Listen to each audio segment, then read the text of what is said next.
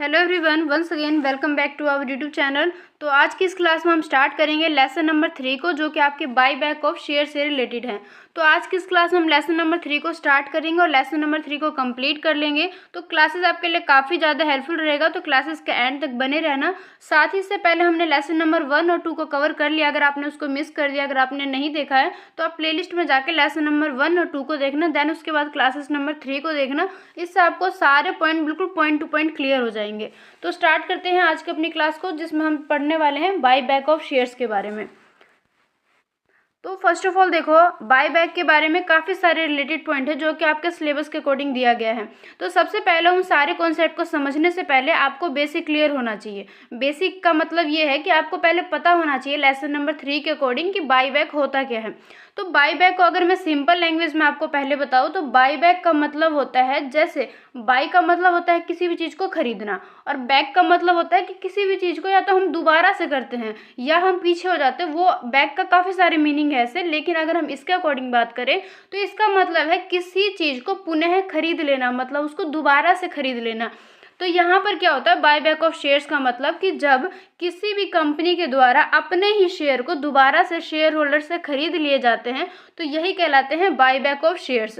मतलब कि देखो, लेसन नंबर फर्स्ट में मैंने आपको क्लियर करवाया था कि शेयर किस तरीके से इशू किया जाता है, किस तरीके से उनके टाइप्स होते हैं, like equity share, preference share, मतलब पूरा काम जो होता है शेयर का वो मैंने आपको डिफाइन कर दिया।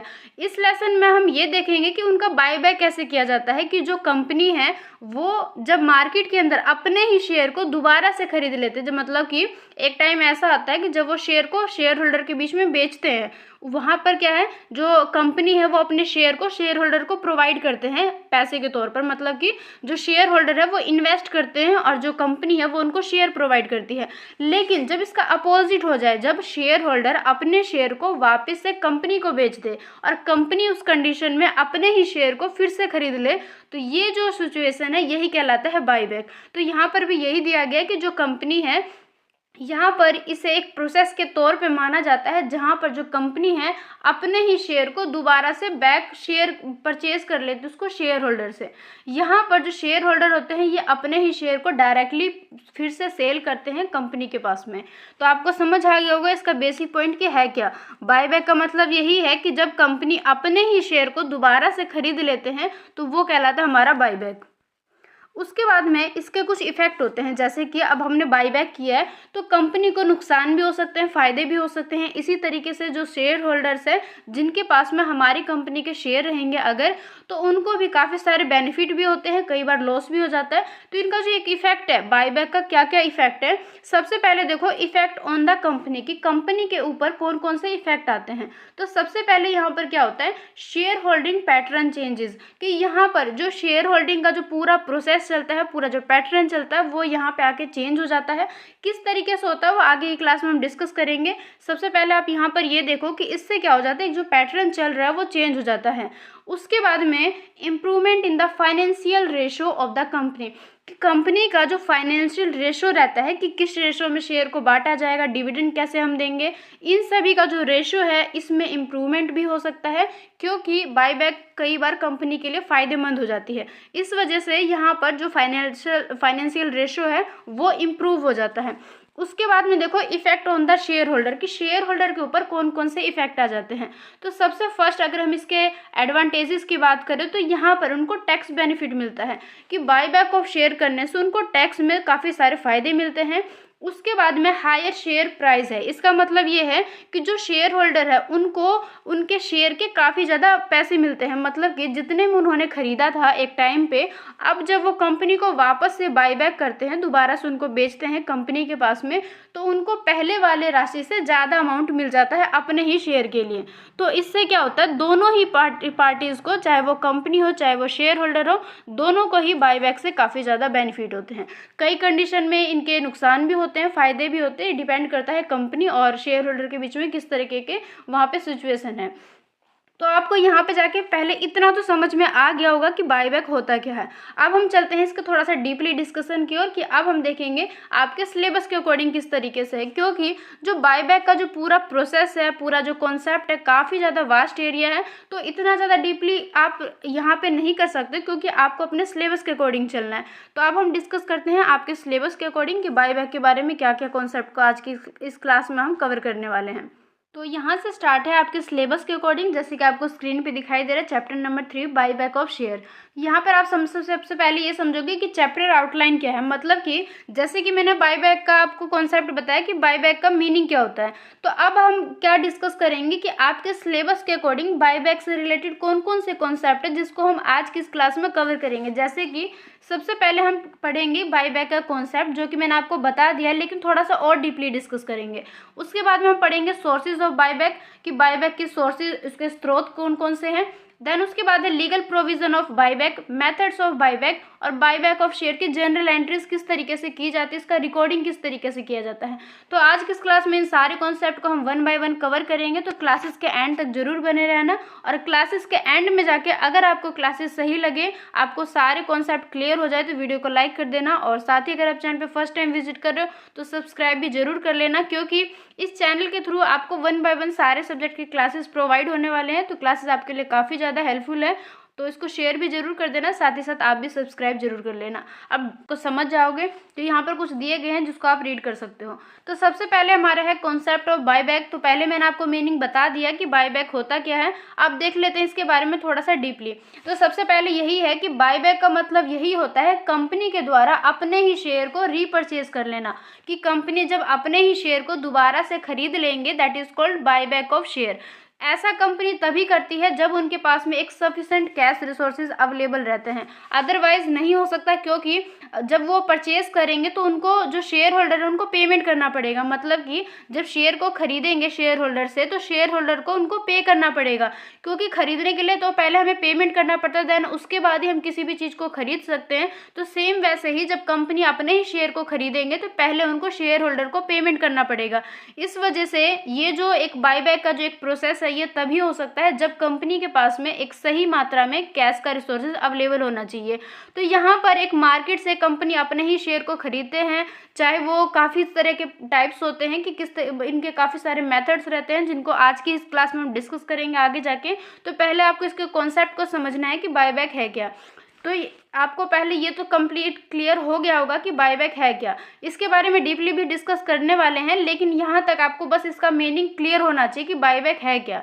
उसके बाद में सबसे पहले देखो कि जो बायबैक करते हैं किसी भी शेयर का, लाइक इक्विटी शेयर का या दूसरे भी शेयर्स का, तो यहाँ पर इनका मेन ऑब्जेक्टिव क्या रहता है, या कंपनी के द्वारा कौन कौन से ऐसा रीज़न है जिसके द्वारा ही वो अपने ही शेयर को खरीदते हैं। मतलब कि देखो, जब उन्होंने अपने ही शेयर को खरीदा है तो उन्होंने फिर एक टाइम पे शेयर होल्डर को बेचे ही क्यों थे। तो ऐसा हो सकता है कि जब कंपनी अपने ही शेयर को बेच देती है, देन उसके बाद क्यों उसको परचेज कर रही है। तो इसके काफ़ी सारे रीज़न रहते हैं, जिसके तौर पर हम ये कह सकते हैं कि किसी भी कंपनी के द्वारा बायबैक करना गलत नहीं होता है, वो अपने शेयर को दोबारा से परचेज कर सकते हैं। तो सबसे पहले जो फर्स्ट पॉइंट है, इससे क्या होता है, जो कंपनी है अपने सरप्लस को सही तरीके से यूटिलाइज कर पाते हैं। मतलब कि अगर मान लो कंपनी के पास एक टाइम पे कमी है पैसे की, वो चाहते हैं कि हमारी कंपनी में कोई पर्सन इन्वेस्टमेंट करे, तो उस कंडीशन में क्या होता है, वो अपने शेयर को मार्केट में इशू करते हैं। तो वहाँ पर काफ़ी सारे शेयर होल्डर होते हैं जो कि इन्वेस्टमेंट करते हैं और शेयर को परचेज कर लेते हैं। लेकिन एक टाइम ऐसा आता है जब कंपनी के पास में एक सफिशेंट, एक सरप्लस अमाउंट अवेलेबल हो जाता है, तो वहाँ पर कंपनी ऐसा सोचते हैं कि जो डिविडेंड हम शेयर होल्डर को प्रोवाइड कर रहे हैं, या जो भी फैसिलिटी दे रहे हैं, जो भी हम एक्सपेंसेस कर रहे हैं अपने शेयर होल्डर के ऊपर, क्यों ना उसको हम अपने ही पास में रख लें, मतलब कि उन खर्चों को हम बचा लें। तो यहाँ पर कंपनी के द्वारा क्या होता है कि अपने कैश का जो सरप्लस है उसको सही तरीके से यूटिलाइज कर पाते हैं। देन उसके बाद जो सेकंड पॉइंट है, ये बताते हैं कि इससे जो कंपनी का जो अर्निंग पर शेयर है वो इंक्रीज हो जाता है, क्योंकि देयर इज़ नो फॉल और रिडक्शन इन फ्यूचर प्रॉफिटेबिलिटी, कि ऐसा हो सकता है कि फ्यूचर में हमें प्रॉफिट मिले। तो इस वजह से वो क्या करेंगे, अपने ही शेयर के बारे में जो एक अर्निंग है उसको इंक्रीज कर लेते हैं। उसके बाद में एक जो नेक्स्ट पॉइंट है, ये बताते हैं कि इससे क्या होता है, जो शेयर का जो वैल्यू है वो इंक्रीज हो जाता है, क्योंकि यहाँ पर जो शेयर का जो एक नंबर है वो कम हो जाता है। इससे क्या होता है कि जो एसेट है उसका नेट बैलेंस या नेट उसका वैल्यू जो है वो बढ़ जाती है। इस वजह से शेयर का जो एक्चुअल वैल्यू है वो बढ़ जाती है। इस वजह से कंपनी के जो शेयर का वैल्यू है वो इंक्रीज हो जाता है। देन उसके बाद है prevent the take over of the companies by the competitors, कि इस कंडीशन में कंपनी ऐसा चाहती है कि इतना जो प्रतियोगिता है, मतलब इतने सारे जो कॉम्पिटिटर्स चल रहे हैं आज के टाइम में, कंपटीशन इतना ज़्यादा बढ़ गया है, तो वहाँ पर हम क्यों ना अपने ही कंपनी को सही तरीके से टेक ओवर कर पाए अपने कंट्रोल करने के लिए। क्योंकि अगर आपको ये बात नहीं पता हो तो मैं बता दूं, जो शेयर होल्डर होते हैं एक्चुअल में उसे ही कंपनी के मेन मालिक माना जाता है, क्योंकि पूरा इन्वेस्टमेंट उन्हीं का रहता है। तो कंपनी ऐसा चाहती है कि हम उनको मालिक के तौर पर माने, तो क्यों ना हम उसको खुद ही टेक ओवर करें। तो इस कंडीशन में बायबैक के द्वारा इसके बेनिफिट को कंपनी के द्वारा लिए जाते हैं। उसके बाद जो हमारा नेक्स्ट पॉइंट है increase the share holding of the promoters, कि यहाँ पर जो शेयर होल्डिंग का एक प्रोमोटिंग होता है वो काफ़ी ज़्यादा इंक्रीज हो जाता है। उसके बाद में जो कंपनी है काफ़ी ज़्यादा इंटरनल काफ़ी सारे ऐसे पॉइंट रहते हैं जिसको अचीवमेंट के तौर पर उनको मिलता है अपने शेयर को बायबैक करने पर।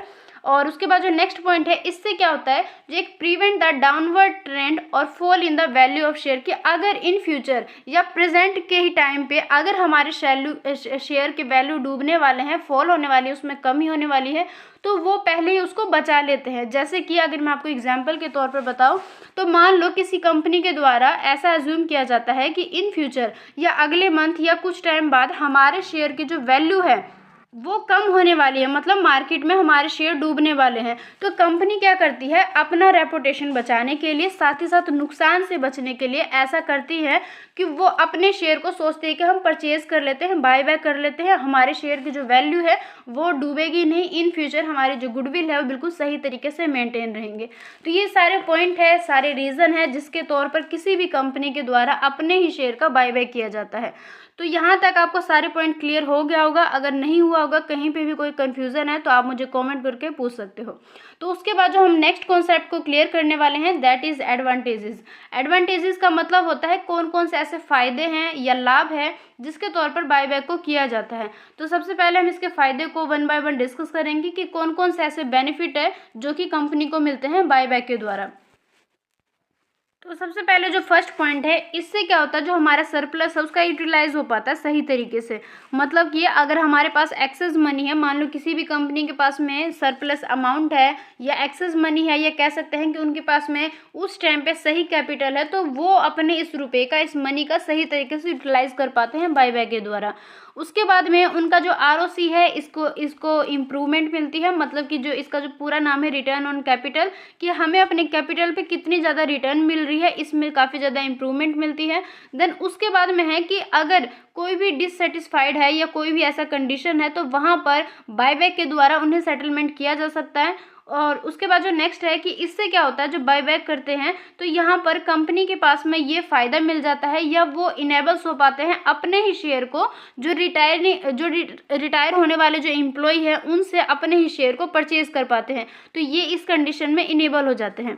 उसके बाद में है कि कंपनी को इस तरीके से काफ़ी ज़्यादा बेनिफिट मिलता है, जैसे मैनेजमेंट में हो गया, प्रोमोटिंग में हो गया, और साथ ही साथ ये भी कह सकते हैं कि अपने ही कंपनी पे सही तरीके से कंट्रोल करने के लिए बायबैक काफ़ी ज़्यादा बेनिफिशियल रहता है। और उसके बाद में जो नेक्स्ट पॉइंट है the remaining share holder are keeped happy. इससे क्या हो जाता है कि जो बाकी के बचे हुए जो शेयर होल्डर है वो हैप्पी हो जाते हैं। ऐसा लाइन क्यों बताया गया है, क्योंकि मान लो किसी भी कंपनी के पास में जब उन्होंने शेयर को इशू किया था तो वहाँ पे मान लो 100 उनके पास में शेयर होल्डर थे, उस टाइम पे 100 थे, लेकिन उन्होंने जब बायबैक किया तो अब उनके पास में 50 बच गए। तो अब क्या होगा, वो जो रिमेनिंग 50 शेयर होल्डर है उनको काफ़ी ज़्यादा फायदे मिलेंगे, क्योंकि पहले डिविडेंड जो 100 लोगों में बढ़ते थे अब वही डिविडेंड 50 लोगों में बढ़ेंगे। तो इससे क्या फ़ायदा हो जाता है, जो रिमेनिंग शेयर होल्डर है उनको काफ़ी ज़्यादा बेनिफिट मिलता है, चाहे वो डिविडेंड की बात हो, चाहे उनके शेयर की वैल्यू बढ़ने की बात हो। हर तरीके से जो रिमेनिंग शेयर होल्डर बच जाते हैं, मतलब जो बचे हुए शेयर होल्डर बच जाते हैं जिनसे बायबैक नहीं किया जाता है, तो उनको इस कंडीशन में उनको काफ़ी ज़्यादा बेनिफिट मिल जाता है। उसके बाद हमारा नेक्स्ट पॉइंट है कि इससे क्या हो जाता है, फ्रैक्शनली एक शेयर होल्डिंग का या बोल सकते हैं एड लोड्स का जो एक अवॉइड किया जा सकता है। ओड लोड्स क्या होता है मैं अभी आपको बताऊंगी जब हम मेथड्स को क्लियर करेंगे, मेथड्स ऑफ बाईबैक के अंदर, तो वहाँ पर इस चीज़ को मैं आपको डीपली बताऊंगी। अभी आप ये समझो कि जो इससे क्या होता है, जो बाईबैक जब हम करते हैं तो फ्रैक्शनली एक शेयर होल्डिंग का या odd lot can be avoided हो जाता है कंपनी के द्वारा। यहाँ पर जो कंपनी है वो एनकरेज हो पाते हैं शेयर होल्डर से to sell odd lot share. Odd lot share क्या होता है मैं आपको यहीं पे बता देती हूँ थोड़ा सा, कि ओड लोड शेयर वो शेयर होते हैं जहाँ पर जो कंपनी है जो एक नंबर ऑफ जो शेयर होता है वो मान लो अगर 100 है तो उस कंडीशन में इसको कम किया जा सकता है, या कई बार उससे कम भी हो सकते हैं, लेकिन जो एक मिनिमम है उसको 100 ही माना जाता है। मतलब कि ओड लोड थ्योरी को जब कंपनी के द्वारा यूज़ किया जाता है तो वहाँ पर एक ये तरीका को अपनाते हैं या इस तरीके से सोचते हैं, अज्यूम किया जाता है जो स्मॉल इन्वेस्टर्स है उनको काफ़ी ज़्यादा रॉन्ग माना जाता है, क्योंकि वो उससे कंपनी को काफ़ी सारे नुकसान हो जाते हैं कई बार, क्योंकि कंपनी में जैसे कि आपको पता है कई बार फ़ायदे होते हैं, कई बार नुकसान होते हैं, कई बार ऐसे सिचुएशन आ जाते हैं जहाँ पर इन्वेस्टर्स के द्वारा ही हमें काफ़ी सारे नुकसान हो जाते हैं। इस वजह से ओड लोड थ्योरी को यहाँ पर कम से कम किया जाता है या उनको हटाने का जो एक कोशिश है जो कंपनी के द्वारा किया जाता है। तो आपको क्लियर हो गया होगा कि ओड लोड को अवॉइड क्यों किया जाता है। देन उसके बाद जो हमारा नेक्स्ट पॉइंट है, it brings liquidity in the hand of the investors.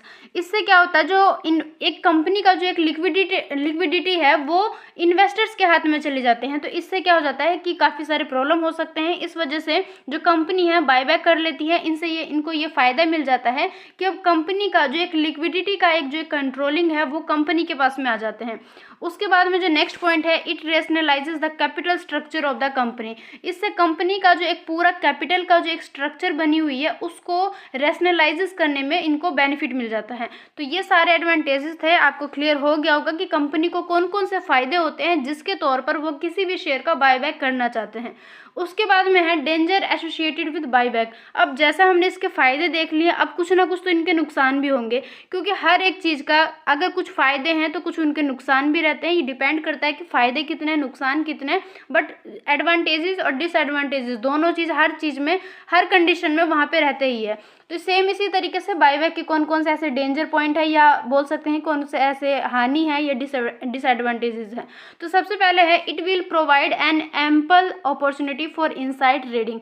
इससे कंपनी का जो एक ट्रेडिंग का जो पूरा प्रोसेस है उसमें काफ़ी सारे अपॉर्चुनिटी क्रिएट हो जाते हैं, या बोल सकते हैं हम कि कंपनी को कई बार कुछ प्रॉब्लम क्रिएट हो जाते हैं या उनके सामने कई बार ऐसे सिचुएशन आ जाते हैं जहाँ पर बायबैक करना उनके लिए ही नुकसान हो जाता है।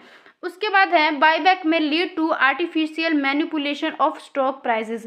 इससे क्या हो जाता है कि एक दिखावा हो जाता है स्टॉक के प्राइसेस में, बट एक्चुअल में होता नहीं है, लेकिन दिखावा ऐसा हो जाता है कि जो उनका कैपिटल है या जो उनका एक प्रोसेस रहता है पूरा उनका कैपिटल को मेंटेन करने का या मैनेजमेंट करने का, वो आर्टिफिशियली उनको दिखने लग जाता है।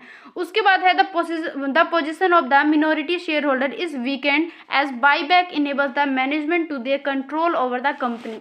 कि एक बार ऐसा पोजीशन भी हो सकता है बायबैक के द्वारा जहां पर जितने भी शेयर होल्डर है वो वीकेंड के तौर पर वहां पर बायबैक को मैनेजमेंट का जो पूरा कंट्रोलिंग का काम है वो उनके हाथों से ही जा सकता है, या इनका जो पोजीशन है वो मिनोरिटी हो सकते हैं शेयर होल्डर के पक्ष में। तो ये सारे इनके पॉइंट थे, आपको क्लियर हो गया होगा। उसके बाद में हम नेक्स्ट कॉन्सेप्ट जिनको हम पढ़ने वाले हैं, ये नेक्स्ट कॉन्सेप्ट को क्लियर करेंगे, that is sources of buyback. अब हम ये देखेंगे जो कंपनी है जब बायबैक करती है तो कौन कौन से ऐसे उनके पास सोर्सेज रहते हैं जिसके तौर पर वो बायबैक करते हैं। तो ये सेक्शन 68 के अंडर आते हैं। ये आपको सेक्शन भी तो अगर याद कर लेना, क्योंकि ये काफ़ी ज़्यादा इंपॉर्टेंट हो जाते हैं। अगर आप आंसर को इस तरीके से लिखोगे तो आपका जो आंसर का वेटेज है वो काफ़ी ज़्यादा बढ़ जाता है। तो सबसे पहले यही है सोर्सेज ऑफ बायबैक के अंदर कि यहाँ पर इट्स फ्री रिजर्व, कि सबसे पहले कंपनी के द्वारा ये फ्री रिजर्व के द्वारा किया जा सकता है। अगर उनके पास रिजर्व फ्रीली है तो वो वहाँ पर बायबैक को कर सकते हैं फ्री रिजर्व के द्वारा। उसके बाद में सेकंड ये पॉइंट हो सकता है कि उनके पास जो सिक्योरिटी प्रीमियम अकाउंट है उसमें एक सफिशेंट अमाउंट है या उनके पास में सही अमाउंट है, सही रुपए हैं जिसके तौर पर वो बायबैक कर सकते हैं। मतलब कि सारे पॉइंट जो है ये यही बता रहे हैं कि कंपनी बायबैक को किस तरीके से कर सकते हैं, किन के बेस पे कर सकते हैं। जैसे कि एग्जाम्पल के तौर पर समझो कि अगर आपके पास रुपए है, अगर आपके पास मनी है, देन उसके बाद ही आप किसी चीज़ को परचेज कर सकते हो। विदाउट मनी तो कुछ भी चीज़ हम परचेज नहीं कर सकते। सेम वैसे ही अगर मान लो हम हम किसी भी चीज़ को परचेज़ करने के लिए या तो हमारे पास में मनी होना चाहिए या हम अपने पेरेंट्स से लेंगे, किसी और से लेंगे, तो किसी ना किसी से लेके तभी हम किसी चीज़ को परचेज़ कर सकते हैं। सेम उसी तरीके से जो कंपनी है, अगर उनके पास कहीं ना कहीं से अमाउंट रहेगा, कहीं ना कहीं से उनके पास में रुपए रहेगा, सफिशेंट अमाउंट रहेगा, देन उसके बाद ही तो वो बाई बैक कर सकते हैं। तो ये सारे सोर्सेज हैं जिसके बेस पे वो बाई बैक करते हैं। तो यही है, पहले फ्री रिजर्व है, सिक्योरिटी प्रीमियम अकाउंट है, या उनके पास में दूसरे सिक्योरिटीज़ हो सकते हैं। तो यहाँ से ये चीज़ आपको क्लियर होना चाहिए कि ये सारे पॉइंट के तौर पर ही किसी कंपनी के पास में अगर सफिशेंट बैलेंस है, देन उसके बाद वो इनका यूज़ करके किसी भी शेयर का बाई बैक कर सकते हैं। उसके बाद में एक पॉइंट मैं आपको ये क्लियर करवा दूं कि अगर कंपनी अपने फ्री रिजर्व का यूज़ करते हैं अपने ही शेयर को परचेज करने के लिए, तो जो सेक्शन 69 है इसके अकॉर्डिंग अगर देखा जाए तो एक जो शेयर का जो बैलेंस है या शेयर का जो एक अमाउंट है, उसका जो प्राइस है, उसके बराबर जो नॉमिनल वैल्यू है उसके बराबर, उसके इक्वल हमें वो उस अमाउंट को ट्रांसफ़र करना पड़ेगा कैपिटल रिडम्पशन रिजर्व अकाउंट में, जिसका यूज़ किया जाएगा फुल्ली पेड बोनस शेयर के लिए। तो आपको क्लियर हो गया होगा, काफ़ी इंपॉर्टेंट लाइन है कि कंपनी फ्री रिजर्व का यूज़ तो कर सकते हैं, लेकिन फ्री रिजर्व का यूज़ तभी करेंगे जब वो अपने शेयर को परचेज करें, लेकिन सेक्शन 69 का भी उनको ध्यान में रखना पड़ेगा। अदरवाइज यहाँ पर उनको एक रोक लग जाता है कि वो फ्री रिजर्व का यूज़ नहीं कर सकते हैं अगर वो एक नॉमिनल वैल्यू के बराबर का अमाउंट अगर वो ट्रांसफ़र नहीं करते हैं कैपिटल रिडम्पशन रिजर्व अकाउंट में। तो ये जो आपको यहाँ पे कॉन्सेप्ट दिखाया गया है, इसका यूज़ तब किया जाता है जब हम इसको अकाउंटिंग ट्रीटमेंट के अंदर देखते हैं। मतलब कि जब आप इसको जनरल एंट्रीज के तौर पर रिकॉर्ड करोगे तो वहाँ पर आपको दिखाई देगा कि सेक्शन 69 के अकॉर्डिंग किस तरीके से रिकॉर्ड किया जाता है। साथ ही साथ यहाँ पर एक इंपॉर्टेंट नोट को दिया गया है, काफ़ी इंपॉर्टेंट है, इसलिए मैंने इसको हाईलाइट कर दिया है कि free reserve means such reserve. कि फ्री रिजर्व का मतलब यही है कि कुछ ऐसे reserve which as per the latest audited balance sheet of the company are available for distribution as dividend. और इस सेक्शन 2 के सब सेक्शन 43 के अंडर आते हैं, जहां पर यह बताया गया है कि जब वो फ्री रिजर्व वो रिजर्व है जो कि एक लेटेस्ट ऑडिटेड बैलेंस शीट के तौर पर दिखाया जाता है, जो कि आपके डिविडेंड के डिस्ट्रीब्यूशन के लिए रखा जाता है। तो आपको ये इंपॉर्टेंट लाइन भी समझ में आ गया होगा। साथ ही साथ ये दे रखा है कि जिसका हम यूज़ बायबैक के लिए करते हैं, और इसके कुछ एग्जांपल है कि जो फ्री रिजर्व है उसमें कौन कौन से इंक्लूड है। लाइक सिक्योरिटी प्रीमियम अकाउंट है, तो इसको भी हम एक्सप्लेन करेंगे। तो सबसे पहले हम देखने वाले हैं कि एग्जाम्पल ऑफ फ्री रिजर्व, कि जैसे कि मैंने कॉन्सेप्ट के तौर पर आपको बताया कि फ्री रिजर्व का यूज़ किया जाता है बायबैक करने के लिए शेयर को। लेकिन फ्री रिजर्व एक नाम आ गया, लेकिन फ्री रिजर्व के अंदर भी काफ़ी सारे पॉइंट आते हैं जिसको हम बोल सकते हैं कि ये सारे पॉइंट आते हैं फ्री रिजर्व के अंदर। मतलब कि आप एंट्रीज करोगे तो इन सारे पॉइंट को आप फ्री रिजर्व के हेडिंग में दिखाओगे। तो फ्री रिजर्व के कुछ एग्जाम्पल है, जैसे कि सबसे फर्स्ट है surplus profit as shown by profit and loss statement, कि आपका जो प्रॉफिट लॉस का स्टेटमेंट है यहाँ पर सरप्लस और प्रॉफिट को शो किया जाता है। उसके बाद में जनरल रिजर्व है, डिविडेंड इक्वलाइजेशन रिजर्व है, और काफ़ी सारे अलग वेरियस फंड है, जैसे कि हो गया आपका वर्कमैन कंपनसेशन फंड हो गया, इंश्योरेंस फंड हो गया, इसी तरीके से काफ़ी अलग है। लाइक सिंकिंग फंड हो गया, इन्वेस्टमेंट फ्लक्चुएशन रिजर्व हो गया। ये सारे रिजर्व या ये सारे ऐसे फंड है जो कि आपके फ्री रिजर्व के अंडर आते हैं। जब आप इनकी एंट्रीज करोगे तो आप फ्री रिजर्व के हेडिंग के अंदर इन सारे पॉइंट को दिखाओगे। मतलब कि एग्जाम्पल के लिए अगर आपका जनरल रिजर्व के अंदर कोई अमाउंट है तो आप जनरल रिजर्व को लिख के तो दिखाओगे, लेकिन आप फ्री रिजर्व के हेडिंग के अंदर दिखाओगे। तो इस तरीके से इन सभी को फ्री रिजर्व के अंडर माना जाता है। उसके बाद ये दे रखा है example of reserve not available for buyback, कि जिस तरीके से रिजर्व का यूज़ किया जाता है, लेकिन कुछ ऐसे रिजर्व है जिसको आप बायबैक के लिए यूज़ नहीं कर सकते। जैसे कि अगर मान लो हम कॉन्सेप्ट के तौर पर इन सभी को समझ रहे हैं, लेकिन जो कंपनी है जो कि बायबैक करती है, इस तरीके के पूरे काम को कंप्लीट करते हैं, तो उनको उस कंडीशन में ध्यान में रखना होता है कि कौन से रिजर्व को वो यूज़ कर सकते हैं, कौन से रिजर्व को वो यूज़ नहीं कर सकते। तो यहाँ पर कुछ ऐसे रिजर्व है जिनका यूज़ वो नहीं कर सकते हैं बायबैक के लिए। तो इनके कुछ पॉइंट है, लाइक रिवैल्यूएशन रिजर्व हो गया, कैपिटल रिडम्पशन रिजर्व हो गया, डिबेंचर रिडम्पशन रिजर्व हो गया, शेयर फॉरफिटेड अकाउंट हो गया, प्रॉफिट हो गया जो कि आपके इनकॉर्पोरेशन के लिए रखा जाता है। उसके बाद में कुछ अलग से है, जैसे कि इनकम टैक्स के अंडर जो क्रिएट किए जाते हैं रिजर्व, इन सभी पॉइंट को यहाँ पर दर्शाया गया है, दिखाया गया है, जिसके तौर पर हम ये मानते हैं कि इन सभी रिजर्व का यूज़ नहीं किया जा सकता है बाईबैक करने के लिए। तो यहाँ तक सारे पॉइंट आपको क्लियर हो जाना चाहिए। अगर नहीं हुआ, कहीं पे भी कोई कन्फ्यूज़न है तो आप कमेंट के थ्रू मुझसे पूछ सकते हो, लेकिन किसी भी डाउट को यहाँ पर नहीं रखना है बिल्कुल पॉइंट टू पॉइंट सभी चीज़ को क्लियर करते हुए जाना है।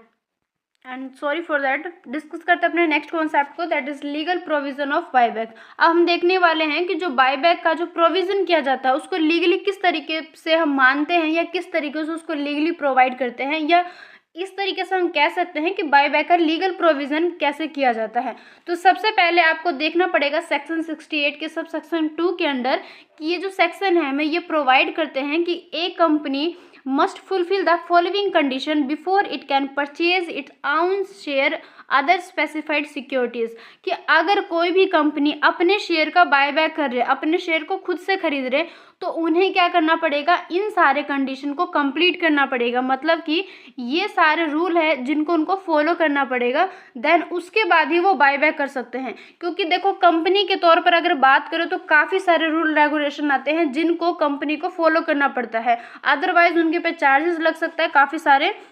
तो सबसे पहले जो फर्स्ट पॉइंट है कि अगर बायबैक किया जाता है शेयर का, तो सबसे पहले किसी भी कंपनी को अपने आर्टिकल ऑफ एसोसिएशन में इसको ऑथोराइज करवाना पड़ेगा, मतलब कि इसको अधिकृत करवाना पड़ेगा अपने आर्टिकल ऑफ एसोसिएशन के अंडर, देन उसके बाद ही बायबैक किया जा सकता है। मतलब कि सभी कंपनी के पास में कुछ ना कुछ रूल रेगुलेशन रहते हैं जिनको उनको फॉलो करते हुए आगे के काम को कंप्लीट करना होता है।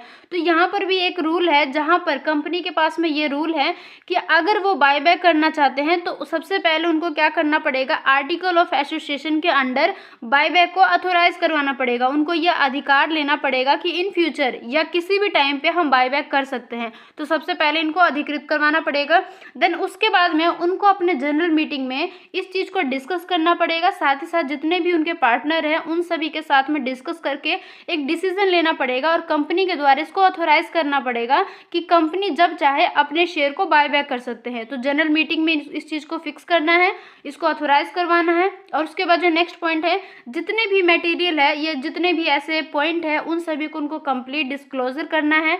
उनको बायबैक के लिए जो भी एक ज़रूरी वाली चीज़ है, ये ज़रूरी वाले जो एक डॉक्यूमेंट का जो काम है उन सभी को उनको कंप्लीट करना पड़ेगा। जो भी उनका एक सिक्योरिटीज़ रहता है अपने शेयर के अगेंस्ट में या शेयर के अंडर में आते हैं, उन सभी को उनको क्लासेस ऑफ शेयर के अंडर चलना पड़ेगा। मतलब कि अगर किसी भी शेयर को परचेज किया जाता है या उनका बायबैक किया जाता है तो वहाँ पर उनको ध्यान में रखना पड़ेगा कि जिस भी शेयर का हम बायबैक कर रहे हैं क्या वो सही है या वो उस रूल के अंदर आते हैं जहाँ पर हम उनका बायबैक कर सकते हैं। जो भी अमाउंट को इन्वेस्टमेंट किया गया है अगर बायबैक के लिए किया गया है देन उसका यूज़ ही हम कर सकते हैं, दूसरे का यूज़ नहीं किया कर सकते। ये कंपनी को इन सभी को अधिकृत करवाना पड़ता है। देन उसके बाद है कि एक जो टाइम का जो एक लिमिट रहता है कि इस टाइम के अंडर ही आप बायबैक कर सकते हो, अदरवाइज नहीं कर सकते हो। तो इन सभी को कंपनी को ध्यान में रखना पड़ेगा कि उन्होंने क्या टाइम को सेट कर रखा है या टाइम लिमिट क्या है उनके बायबैक को कंप्लीट करने के लिए। उसके बाद में जो भी है उनका overall buyback limited in a financial year, कि उनको अपने बायबैक को एक फाइनेंशियल ईयर के अंदर ही अंदर करना पड़ेगा। ऐसा नहीं है कि बायबैक को बिल्कुल लंबा चलता ही जा रहा है जो कि काफ़ी सारे फाइनेंशियल ईयर को कंप्लीट कर देते हो, तो ऐसा नहीं होना चाहिए। तो यहाँ पर ये सारे पॉइंट थे जिसके तौर पर हम ये कह सकते हैं कि अगर कंपनी को बायबैक करना है तो इन सारे कंडीशन को पूरा करना है, अदरवाइज वो नहीं हो सकता। इसके आगे और भी पॉइंट है उसको भी डिस्कस करेंगे, यहाँ पे एंड नहीं होता है।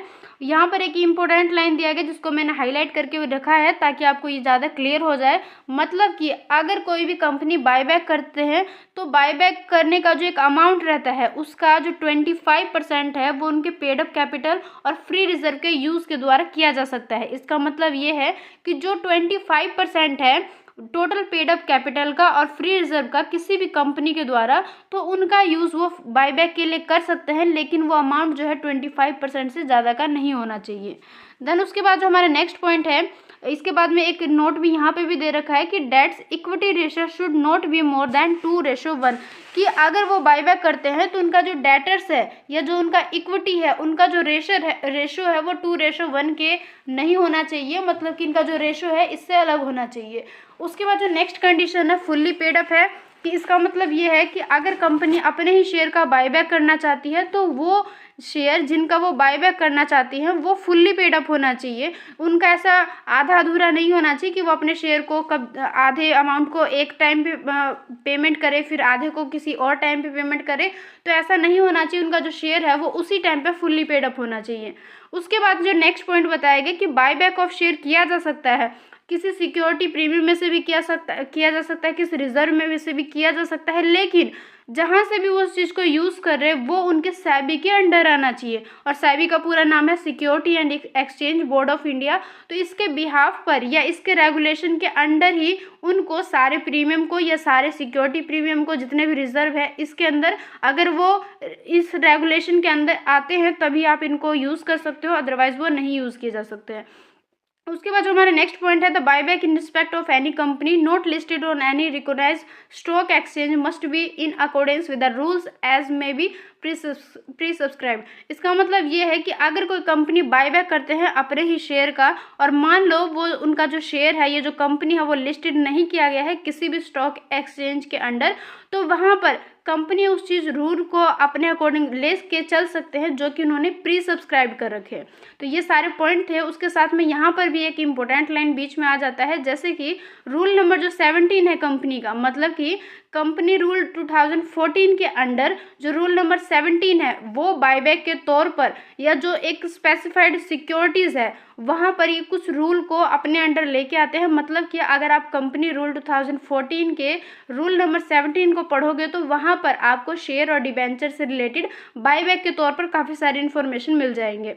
उसके बाद जो हमारे नेक्स्ट पॉइंट है कॉम्प्लीशन ऑफ बायबैक। इसका मतलब ये है कि जो बायबैक किए जाते हैं उनके टाइम पीरियड के अंदर होना चाहिए। जैसे कि मान लो अगर 12 मंथ का है या उससे थोड़ा सा टाइम ज़्यादा है या थोड़ा सा कम है तो उनको उसी के अंडर करना है। साथ ही साथ जो एक डेट है उसको अपने बोर्ड ऑफ डायरेक्टर रिजर्वेशन के मतलब कि उसके रेजोल्यूशन के अंदर ही उनको पास करवाना है। तो ये सारे पॉइंट है जिनका उनको ध्यान में रखना है। और जो नेक्स्ट पॉइंट है मेथड ऑफ बायबैक। इसका मतलब ये है कि जैसे कि जब बायबैक करेंगे तो उसके काफ़ी सारे मेथड रहते हैं कि कंपनी कौन से मेथड का यूज़ करके अपने ही शेयर का बायबैक करेंगे। तो वहाँ पे काफ़ी सारे ऑप्शन रहते हैं, जैसे कि अगर वो चाहे तो अपने एग्जिस्टिंग शेयर होल्डर से ही परचेज कर सकते हैं, चाहे तो ओपन मार्केट का यूज़ कर सकते हैं। ऐसे कई सारे उनके सामने ऑप्शन अवेलेबल रहते हैं जिनमें से किसी का भी यूज़ करके कोई भी कंपनी अपने शेयर का बायबैक कर सकती है। तो एक कंपनी के ऊपर डिपेंड करता है कि वो कौन से ऑप्शन को चूज़ करते हैं। साथ ही साथ ये जो मेथड ऑफ बायबैक है इसको आपके सिलेबस के अकॉर्डिंग काफ़ी डीपली दिया गया है, तो इसको अभी हम डिस्कस करेंगे। यहाँ पे जस्ट आपको ये देखना है कि यहाँ पर काफ़ी सारे मेथड हैं जिनका यूज़ कोई भी कंपनी कर सकती है बायबैक करने के लिए। देन उसके बाद है डिक्लेरेशन ऑफ सॉल्वेंसी। इसका मतलब ये है कि कोई भी कंपनी अगर बायबैक करना चाहती है तो उससे पहले उनको एक फ़ाइल को रिक्वायर्ड करना पड़ेगा जिसमें सेबी के अंडर जो जो रूल रेगुलेशन दिया गया है जो कि बायबैक से रिलेटेड होते हैं, तो कंपनी को इसके रिगार्डिंग में एक फ़ाइल को रिक्वायर्ड करना पड़ेगा जिसमें वो बायबैक से रिलेटेड सारे इन्फॉर्मेशन को देंगे बिफोर मेकिंग द बायबैक।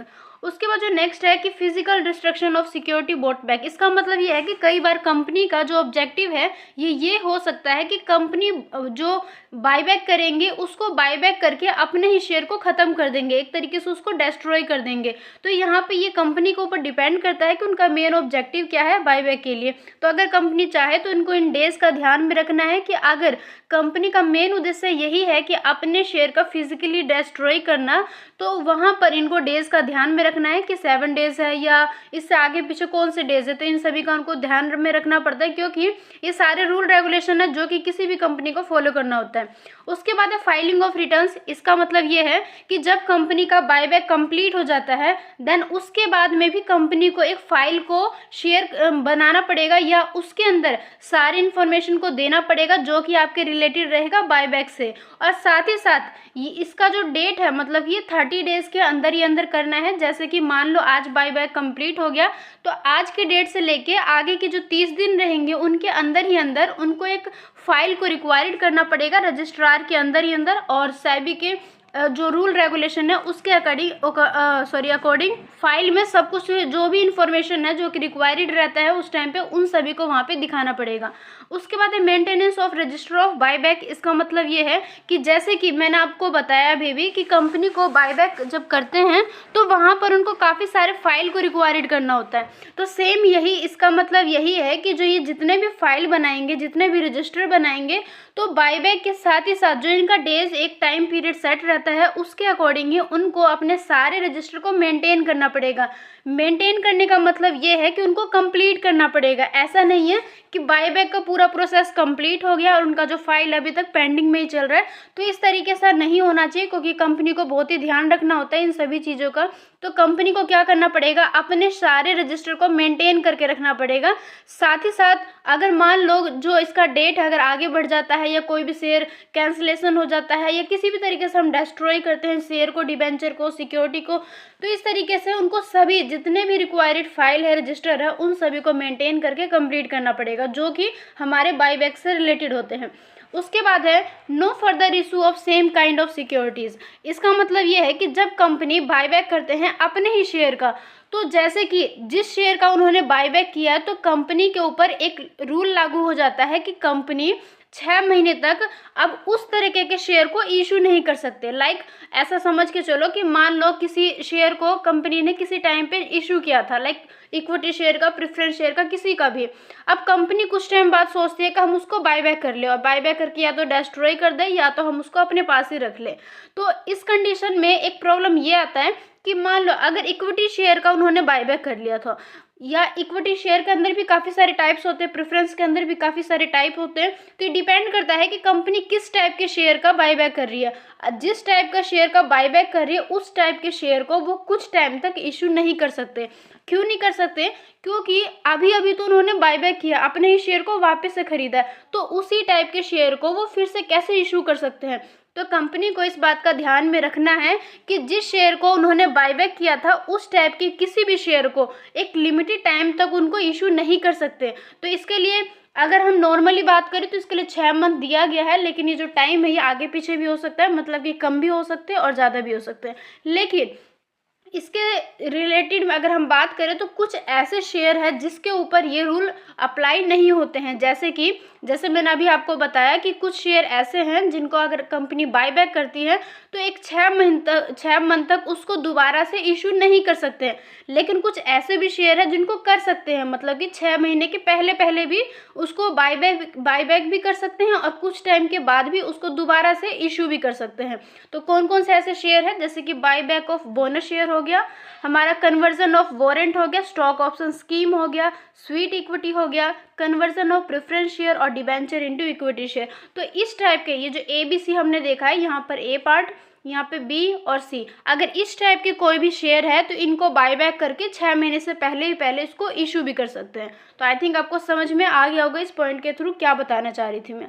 उसके बाद है कि जैसे कि कंपनी ने बायबैक कर लिया, बायबैक का पूरा प्रोसेस अभी तक हम समझते जा रहे हैं, लेकिन कुछ ऐसे कंडीशन है जहां पर कंपनी के ऊपर बायबैक के लिए रोक लगा दिया जाता है कि आप इस कंडीशन में बायबैक नहीं कर सकते अपने शेयर का। तो वो कौन कौन से ऐसे कंडीशन है या कौन से ऐसे नियम यहाँ पर आते हैं जिसके अंडर हम ये देखेंगे कि कंपनी अपने ही शेयर का बायबैक नहीं कर सकते हैं। तो सबसे पहले देखो, कंपनी एक्ट 2013 के सेक्शन 70 के अकॉर्डिंग अगर हम बात करें तो कंपनी अपने शेयर का बायबैक नहीं करेंगे। कौन से एक स्पेसिफाइड एक टाइम में या कौन से ऐसे कंडीशन में? तो सबसे पहले जो फर्स्ट दिया गया है, तो कंपनी किसी सब्सिडरी कंपनी के थ्रू या किसी सहायक दूसरे सब्सिडरी कंपनी के से रिलेटेड है तो वहाँ पर वो बायबैक नहीं कर सकते। और सब्सिडरी कंपनी को अगर हम हिंदी में बात करें इसको सहायक कंपनी बोलते हैं, जो कि कंपनी के खुद के भी हो सकते हैं या किसी दूसरे कंपनी के भी हो सकते हैं। तो इस कंडीशन में कंपनी बायबैक नहीं कर सकते हैं। या तो जो नेक्स्ट पॉइंट है, थ्रू एनी इन्वेस्टमेंट कंपनी, की किसी इन्वेस्टमेंट कंपनी के थ्रू कंपनी, मतलब कि कोई भी कंपनी अपने शेयर का बायबैक नहीं कर सकते हैं। या ग्रुप ऑफ इन्वेस्टमेंट कंपनीज, जैसे कि मान लो कंपनी अगर गलत तरीके से सोचती है कि हम चाहते हैं कि हम गलत तरीके से यूज़ करके अपने ही शेयर का बायबैक कर ले, लाइक सब्सिडरी कंपनी का यूज़ करके, इन्वेस्टमेंट कंपनी का यूज़ करके, तो यहाँ पर ये सारे पॉइंट दिए गए हैं जिसके थ्रू कंपनी अपने शेयर का बायबैक नहीं कर सकते हैं। उसके बाद में इसका जो C पॉइंट है ये बता रहा है कि अगर कंपनी ने किसी भी डिपॉजिट का, किसी भी रिटर्न का, किसी भी रिडम्पशन ऑफ शेयर का, चाहे वो डिवेंचर हो, चाहे वो शेयर हो, चाहे पेमेंट क्यों ना किया गया हो डिविडेंड का, या रीपेमेंट क्यों ना किया गया हो लोन का, अगर इन सभी पेमेंट के रिलेटेड में अगर हम बात करें और कंपनी रीपेमेंट में किसी भी तरीके का कोई भी डिफ़ॉल्ट करते हैं, कोई भी गड़बड़ी करते हैं, तो वहाँ पर कंपनी के ऊपर ये रोक लग जाती है कि कंपनी अब अपने शेयर का बायबैक नहीं कर सकते हैं। जैसे कि एग्जांपल के लिए ऐसा मान के चलो कि एक कंपनी है जिन्होंने अपने डिपॉजिट का या अपने इंटरेस्ट का, अपने रिडम्पशन ऑफ डिवेंचर या प्रेफरेंस शेयर को पेमेंट करते टाइम किसी प्रकार का कोई गड़बड़ी कर दिया, मतलब कि कानून के अंतर्गत वो गलत माना गया है, तो उस कंडीशन में कंपनी के ऊपर अब रोक लग गया कि आप कुछ टाइम के लिए या एक फाइनेंशियल ईयर के लिए आप अपने शेयर का बायबैक नहीं कर सकते हैं। तो ये सारे पॉइंट है, इन सारे कंडीशन को फॉलो करने होते हैं और इन कंडीशन को पूरा करने के बाद ही कोई भी कंपनी अपने शेयर का बायबैक कर सकते हैं, अदरवाइज वो नहीं कर सकते हैं, उनके ऊपर रोक लग जाता है। उसके बाद में हम जो नेक्स्ट पॉइंट डिस्कस करने वाले हैं कि it is further provided that a company can not purchase it on share और अदर स्पेसिफाइड सिक्योरिटीज़। मतलब कि जैसा अभी मैंने आपको इतने सारे पॉइंट बताए कि इन कंडीशन में कंपनी अपने शेयर का बायबैक नहीं कर सकते हैं। इसके अलावा भी काफ़ी सारे पॉइंट है जिसके अंडर कोई भी कंपनी अपने शेयर का बायबैक नहीं कर सकते हैं। तो कौन कौन से ऐसे पॉइंट है? सबसे पहले देखो, not filing of annual returns, कि जैसे कि आपको पता है सभी कंपनी को एक टाइम के बाद एनुअल रिटर्न्स को फाइल करना होता है, साथ ही साथ एक एनुअल अकाउंट को, जैसे कि साल एंड होता है तो उसी तरीके से कंपनी को अपने सारे अकाउंट को प्रिपेयर करना होता है। या आपने 11th-12th में भी पढ़ा होगा कि लास्ट में जाके बैलेंस शीट हो गया, प्रॉफिट एंड लॉस हो गया, काफ़ी तरह तरह के हमारे फाइल होते हैं जिसको हमें कंप्लीट करना होता है। तो अगर इस कंडीशन में कंपनी ने अपने एनुअल अकाउंट को या अपने एनुअल रिटर्न को कंप्लीट नहीं किया, फाइल नहीं किया या प्रिपेयर नहीं किया है, तो इस कंडीशन में कंपनी के ऊपर सेक्शन 92 के अंदर उनके ऊपर रोक लग जाता है कि अब वो बायबैक नहीं कर सकते हैं एक टाइम पीरियड के लिए। उसके बाद जो नेक्स्ट पॉइंट है, non payment of dividend with in 13 days of declaration, कि अगर आज की डेट पे, जैसे कि मान लो आज कोई भी डेट है, मान लो कि 1 तारीख है आज, अगर 1 तारीख से लेके आज इन्होंने, कंपनी ने डिक्लेयर कर दिया कि हम आपको अपने सारे शेयर होल्डर को हम डिविडेंड देंगे, आज की डेट पे 1 तारीख को उन्होंने इस चीज़ को घोषणा कर दिया, डिक्लेयर कर दिया।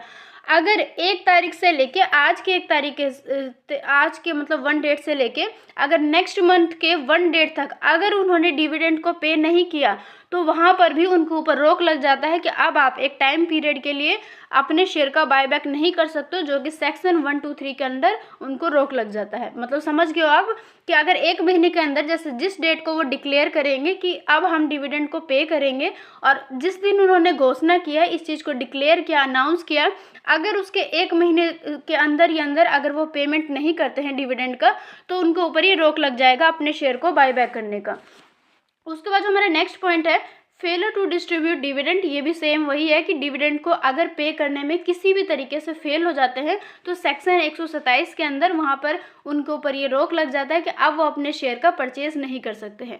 उसके बाद जो नेक्स्ट पॉइंट है, not preparation of balance sheet और statement of profit and loss as per schedule 3 के अकॉर्डिंग, कि अगर वो साल के एंड में जाके, अभी हमने यहाँ पर डिस्कस भी किया था कि अगर साल के एंड में जाके अगर उन्होंने अपने सारे एनुअल जो उनके फाइल्स होते हैं, सारे एनुअल अकाउंट जो होते हैं, अगर उन्होंने उसको कंप्लीट नहीं किया, लाइक बैलेंस शीट हो गया, प्रॉफिट एंड लॉस हो गया, तो इन सभी को अगर उन्होंने एनुअल जो एक टाइम पीरियड होता है, जैसे कि हमारा साल जिसको एंड होता है, जैसे कि वैसे तो 31 मार्च रहता है, लेकिन डिपेंड करता है, कई कंपनी उसको दिसंबर का मंथ भी मान के चलते हैं, तो कंपनी के ऊपर डिपेंड करता है, वैसे ज़्यादातर ये मार्च का मंथ ही रहता है।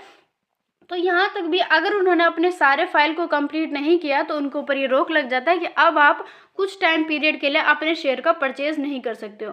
तो आई थिंक आपको ये सारे पॉइंट क्लियर हो गया होगा। ये सारे कंडीशन थे जिसके अंतर्गत हमने ये देखा कि कौन कौन से ऐसे पॉइंट है जिसके अंडर कंपनी अपने शेयर का बायबैक नहीं कर सकते हैं, या कंपनी को कौन कौन से लीगल प्रोविज़न को कंप्लीट करना पड़ेगा, देन उसके बाद ही वो अपने शेयर का बायबैक कर सकते हैं, अदरवाइज वो नहीं कर सकते, उनके ऊपर एक टाइम पीरियड के लिए रोक लग जाता है।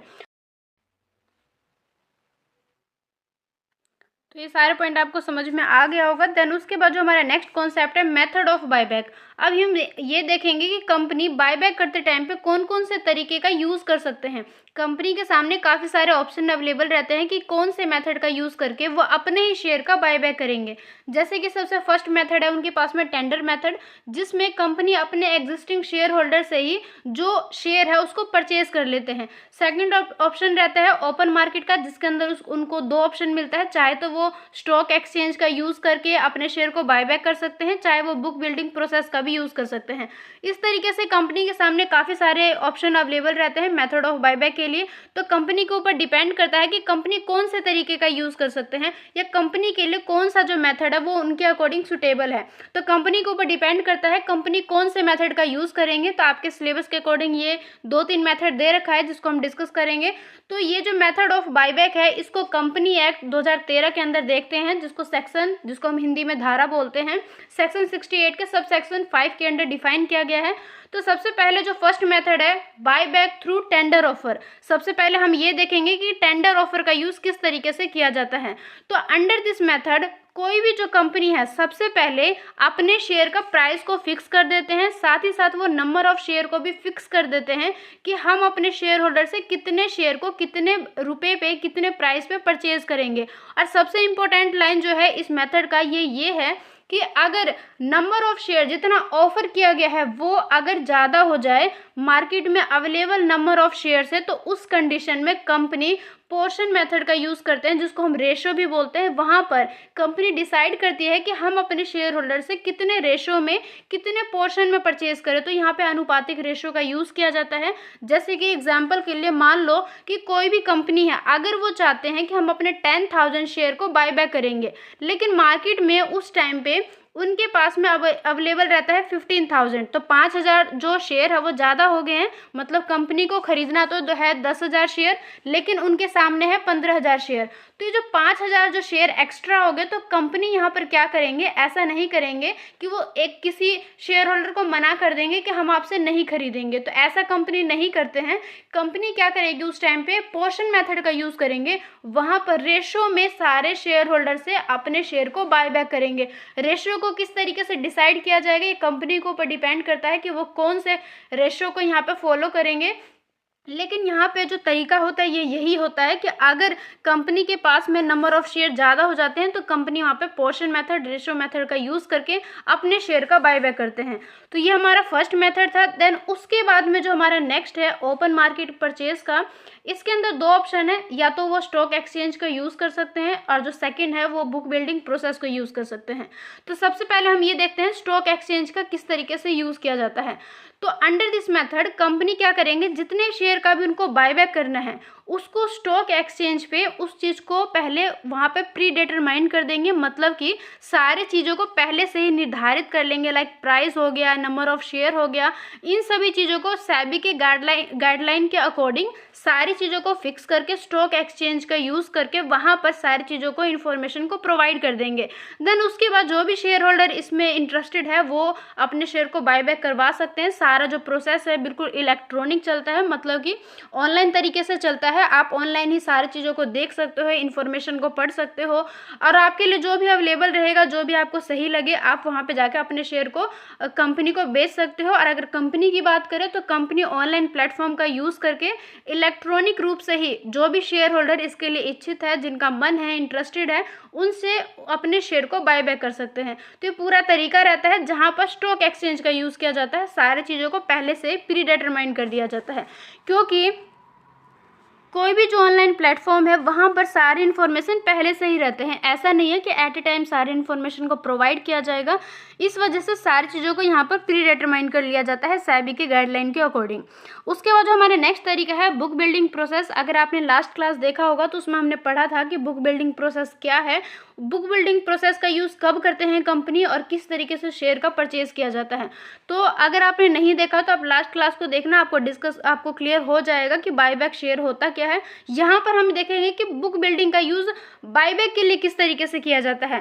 तो इस मेथड में सबसे पहले कंपनी क्या करेंगे, बायबैक के लिए नंबर ऑफ शेयर को ऑफर कर देंगे कि हम इतने प्राइस पे इतने शेयर को परचेज करना चाहते हैं। देन उसके बाद में जो भी शेयर होल्डर है जो कि इंटरेस्टेड है उनको इन्वाइट किया जाता है, प्राइस रेंज को, सारी चीज़ों को, जैसे कि नंबर ऑफ शेयर को, जितना ऑफर किया गया है उन चीज़ों को फिक्स कर लिया जाता है। देन उसके बाद में यहाँ पे एक बिड्स रिसीव होता है। आपको नहीं पता होगा बिड्स किसे कहते हैं। जैसे कि बुक बिल्डिंग प्रोसेस में कंपनी क्या करते हैं, किसी दूसरे जो एक संस्था रहती है उसको वहाँ पे रख लेते हैं कि आप हमारे पूरे प्रोसेस को कंप्लीट करोगे, हम वहाँ पर जस्ट एक नाम के लिए रहेंगे, कंपनी का नाम चलेगा बट सारा प्रोसेस है, सारा काम आप करोगे। तो वहाँ पे बिड्स का यूज़ किया जाता है, जहाँ पर जो कंपनी है सिलेक्ट करते हैं ऑफरिंग प्राइस को लोवेस्ट प्राइस में से, मतलब कि सारी चीज़ों को क्यूमुलेटिव नंबर ऑफ शेयर को ऑफर किया जाता है। उसके बाद में जो भी एक मैक्सिमम नंबर ऑफ शेयर रहते हैं उनके प्राइस को लोवेस्ट प्राइस के अकॉर्डिंग डिसाइड करके, मतलब दोनों के बीच में चीज़ों को फिक्स कर दिया जाता है। जैसे कि शेयर होल्डर और जो कंपनी है उनके बीच में जो भी एक मोल भाव करके जो भी एक फिक्स होता है नंबर ऑफ शेयर का और उनका प्राइस का, उसके अकॉर्डिंग यहाँ पर शेयर को बाय बैक किया जाता है। उसके बाद में जो सबसे इम्पोर्टेंट पॉइंट है यहाँ पर नोट के तौर पर दिया गया है, जो सेबी की गाइडलाइन है, do not permit the buyback through negotiated deals, spot transaction and private placement. जो सेबी की गाइडलाइन है इन सभी चीज़ों पर जो बायबैक है उसको परमिट नहीं करते हैं, मतलब कि कंपनी इस तरीके की रोक लगाते हैं कि आप प्राइवेट प्लेसमेंट का, स्पॉट ट्रांजैक्शन का या नेगोशिएटेड डील्स को यूज़ नहीं कर सकते हो। तो ये पूरा हमारा कॉन्सेप्ट था, यहाँ पे जाके कंप्लीट होता है। तो आई थिंक आपको सारे कॉन्सेप्ट, मतलब कि ये लेसन ऑलमोस्ट कंप्लीट में हो गया होगा, कहीं पे भी कोई डाउट नहीं हुआ होगा। लेकिन अगर फिर भी है तो आप मुझे कमेंट के थ्रू पूछ सकते हो और अपने डाउट को क्लियर कर सकते हो। हर वीडियो में मैं इस चीज़ को रिपीट ज़रूर करती हूँ, क्योंकि किसी भी डाउट को नहीं रखना है। क्योंकि मैं ऐसा इसलिए कहती हूँ कि मान लो अगर कोई भी स्टूडेंट जो हमारी फर्स्ट क्लास से लेकर लास्ट क्लास तक बने हुए रहते हैं, तो उस कंडीशन में अगर किसी भी तरीके का डाउट उनको स्टार्टिंग के लेसन में हो जाता है, तो आगे जाके अगर मैं कुछ उनको बताऊंगी, डिफाइन करूंगी, तो वो वहाँ पर रिलेट नहीं कर पाते हैं चीज़ों को समझ से। मैं ऐसा बार बार कहती हूँ कि कहीं पे भी कोई भी डाउट आपको नहीं रखना है, साथ साथ सब चीज़ों को क्लियर करते हुए आगे की तरफ चलना है। तो आई थिंक आपको यहाँ तक सारी चीज़ें क्लियर हो गया होगा। अब नेक्स्ट डिस्कस करते हैं अपने अकाउंटिंग ट्रीटमेंट को, कि जिस तरीके से हमने बायबैक के पूरे कॉन्सेप्ट को क्लियर कर लिया है, अब हम देखेंगे इनके अकाउंटिंग ट्रीटमेंट किस तरीके से किया जाता है, बुक में रिकॉर्ड किस तरीके से किया जाता है। तो ये जो अकाउंटिंग ट्रीटमेंट है ये कंपनी के 2013 के धारा 68 के अंदर आते हैं, मतलब सेक्शन 68 के अंदर इसको डिफाइन किया गया है। वन बाय वन इन सारी चीज़ों को बताया गया कि अगर when only fully paid equity share और अदर स्पेसिफाइड सिक्योरिटीज़, कि अगर इसके अंडर किसी भी शेयर का बायबैक किया जाता है तो किस तरीके से किया जाएगा। Share final account debit to equity share preference share capital account. उसके बाद में बैंक अकाउंट में ट्रांसफ़र कर दिया जाएगा फाइनल कॉल अकाउंट को। उसके बाद में अगर प्रोसीड किया जाएगा फ्रेश इशू ऑफ शेयर को, तो वहाँ पर अगर इशू किया जाता है एट पार पे तो इस तरीके से जनरल एंट्रीज की जाएगी।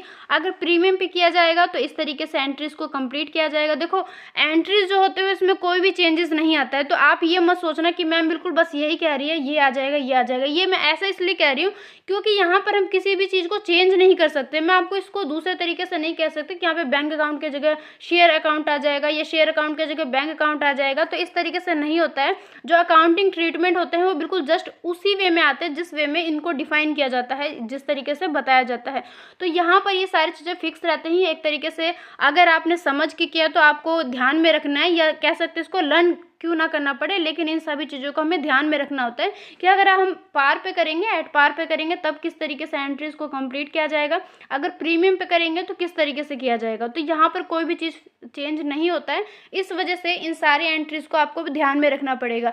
जैसे कि अगर आप चाहते हो कि मुझे कॉन्सेप्ट के साथ साथ क्वेश्चन भी कंप्लीट हो जाए, मैं क्वेश्चन भी साथ साथ करना चाहती हूँ या करना चाहता हूँ, तो उस कंडीशन में आपको ये अकाउंटिंग ट्रीटमेंट को बहुत ज़्यादा ध्यान से देखना पड़ेगा। जैसे कि अगर हम सेल ऑफ एसेट्स करते हैं या इन्वेस्टमेंट करते हैं तो आपको इस तरीके से एंट्रीज को कंप्लीट किया जाएगा।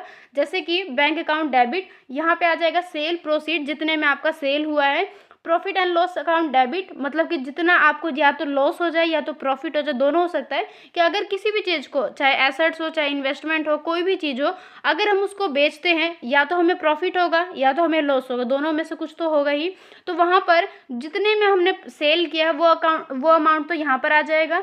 जितने का हमें या तो प्रॉफिट हुआ है या तो लॉस हुआ है वो यहाँ पर आ जाएगा। देन उसके बाद में टू एसेट्स और इन्वेस्टमेंट अकाउंट आ जाएगा रिलीवेंट अमाउंट का। यहाँ पर बुक वैल्यू आ जाएगा जितने का उसका एक्चुअल में वैल्यू था। मतलब कि मान लो कि अगर किसी चीज़ को आपने 10,000 का था, आपने बेच दिया उसको 15,000 में, तो यहाँ पर क्या आ जाएगा, यहाँ पर 10,000 आ जाएगा उसका एक्चुअल मनी। उसके बाद में प्रॉफिट एंड लॉस अकाउंट आ जाएगा, अगर प्रॉफिट हुआ है तो यहाँ पर आ जाएगा। इस तरीके से इशू ऑफ डिबेंचर है, अगर आपने इशू ऑफ डिबेंचर किया है एट पार पे तो इस तरीके से एंट्रीज को कंप्लीट किया जाएगा, bank account debit to debenture account. अगर इसको डिस्काउंट पे करेंगे तो ये वाली एंट्रीज हो जाएगी, अगर प्रीमियम पे करेंगे तो इस तरीके से किया जाएगा।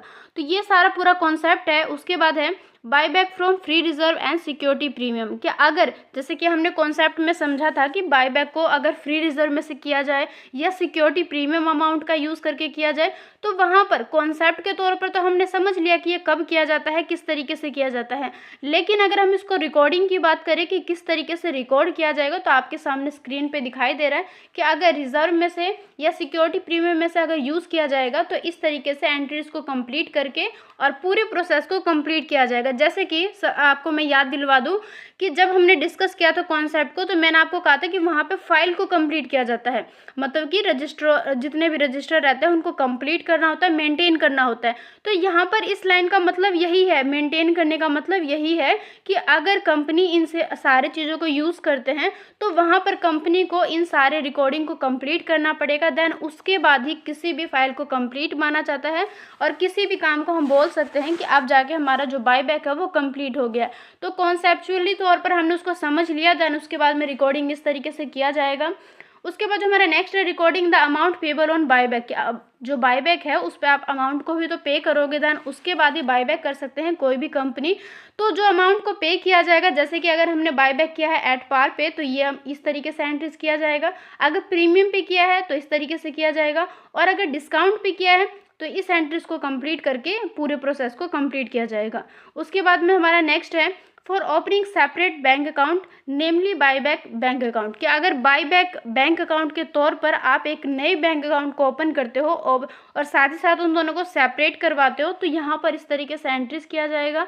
उसके बाद जो नेक्स्ट है कि payment to equity share holder. कि इक्विटी शेयर को अगर आप पेमेंट करते हो, जैसे कि मान लो अगर हमने उन्हीं से बायबैक किया है शेयर्स को, तो यहाँ पर ये एंट्रीज हो जाएगा equity share holder account debit to buyback account.